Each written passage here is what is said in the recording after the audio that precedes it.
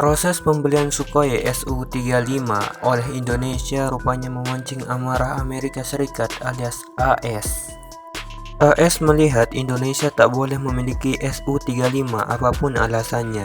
Namun di sini AS melakukan pemaksaan sepihak kepada Indonesia akan perkara Su-35. AS memaksa Indonesia jangan membeli super flanker, namun tak memberi solusi. Solusi yang dimaksud ialah semacam tukar guling. Tak boleh Su-35, ia diberi gantinya yakni F-35.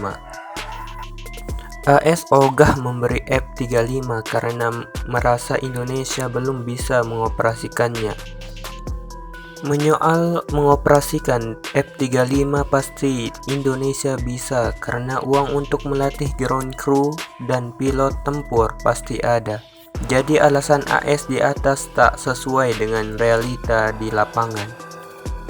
Karena alasan itu tak sinkron dengan kenyataan, AS kemudian mengancam dengan sanksi CAATSA kepada Indonesia.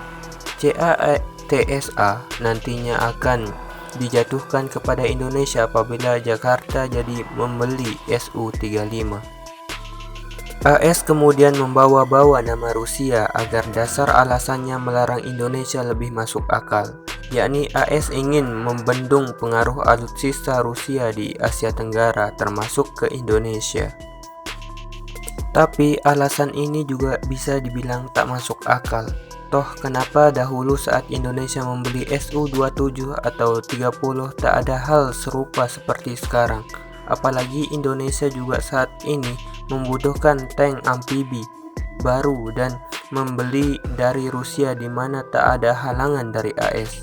Bahkan Indonesia berminat dengan tank amfibi AAP-7 namun tak ada tanggapan dari Amerika Serikat. Dua alasan tak masuk akal di atas kini terjawab sudah kenapa AS begitu ngotot melarang Indonesia memiliki Su-35. Hal itu karena uang dolar AS dianaktirikan dalam proses pembelian Su-35 antara Indonesia dan Rusia. Seperti diketahui, jika Indonesia dan Rusia memakai skema imbal dagang dalam pembelian Su-35, imbal dagang senilai 570 juta dolar AS itu sama sekali tak menggunakan uang Washington. Padahal Washington amat bergantung pada penggunaan dolar AS di seluruh dunia agar perekonomian mereka tetap berjalan. Segala proses pembayaran menggunakan dolar AS, maka Washington akan semakin kaya, begitu pula sebaliknya. Bukan hanya Indonesia saja, Cina sebenarnya sudah melakukan sabotase ekonomi mengikis dolar AS. Sebab inilah AS sangat getol ingin menghantam Cina secepat mungkin.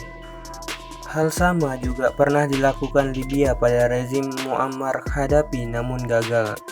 Penggunaan emas dan perak dianggap lebih aman dari inflasi lantaran berasal dari logam mulia.